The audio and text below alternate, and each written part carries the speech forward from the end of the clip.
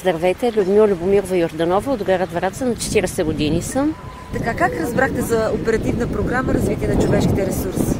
Ами от община Враца и програмата от приятели и близки.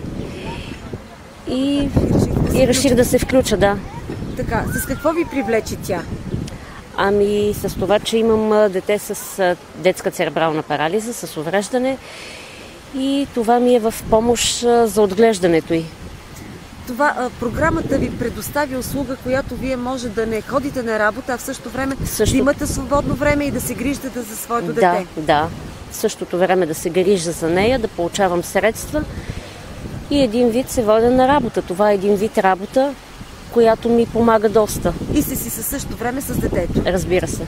Така, бихте ли се включили отново в подобна програма? С най-голямо удоволствие, стига да има такава програма, задължително бих се включила.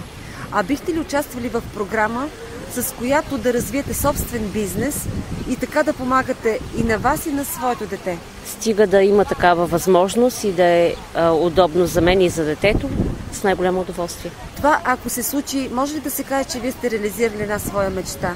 Разбира се. Така, какво бихте казали на други хора, които все още се колебаят да използват оперативните програми, финансирани от Европейския фонд? Ами няма какво да се колебаят. Значи това са най-добрите програми. Най-доброто финансиране. Сигурност?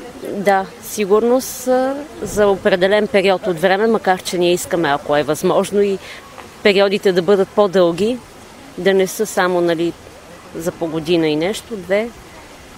Бихме се радвали, ако е за по-дълъг период от време. Помагат ли ви експертите, които работят в областния информационен център и допитвате ли се тях, съдействат ли ви? Да, винаги, когато се нуждаем от някаква информация, те ни съдействат и ни помагат с това, което ни интересува като информация, като помощ, каквото могат да ни помогнат и така.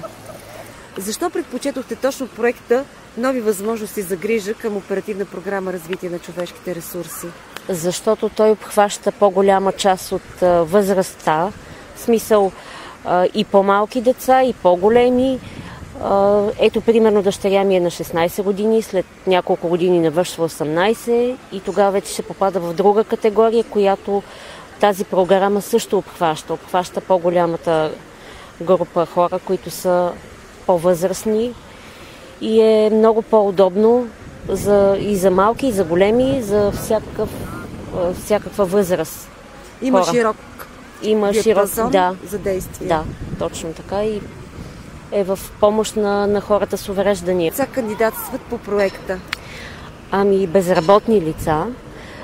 Задължително трябва да са на бюрото по труда, след което кандидатстват по програмата, близки, роднини, безработни, студенти, пенсионери също могат.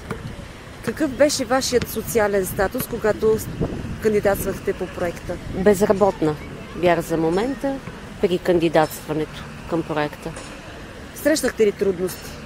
Ами малко, не е много. В какво са насочени те?